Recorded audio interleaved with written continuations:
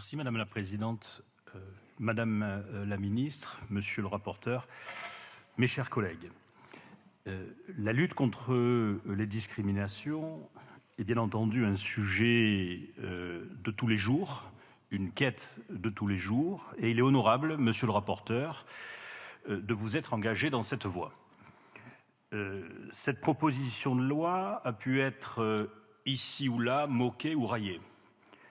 Il ne le faut pas, car le sujet existe et elle est le fruit du travail d'un collègue, et ce travail est bien entendu respectable, il est important.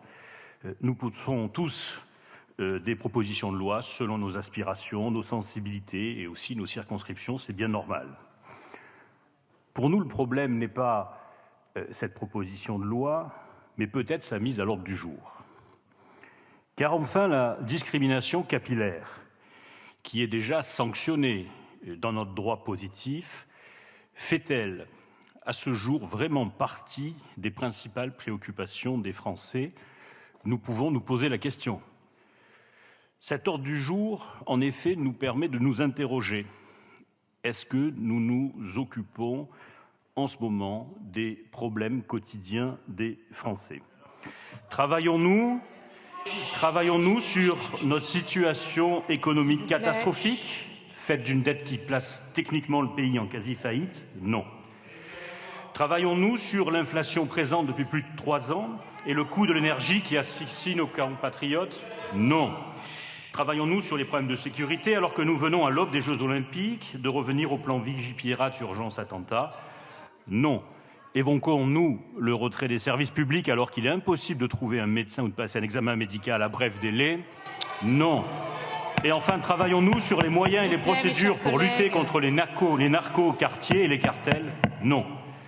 Aujourd'hui, nous parlons de discrimination capillaire et des cheveux des uns ou des autres. Je ne vois pas de raison, Monsieur le rapporteur, je ne vois pas de raison pour mon groupe de nous opposer à ce texte dont en réalité nous avons tous envisagé, décrit et relevé le caractère symbolique. Mais la question, c'est que ne faisons-nous pas preuve d'une certaine distanciation avec le quotidien des Français? Ce serait un mauvais signal. Comment en effet affirmer que nous comprenons nos concitoyens si nous faisons preuve d'un tel décalage?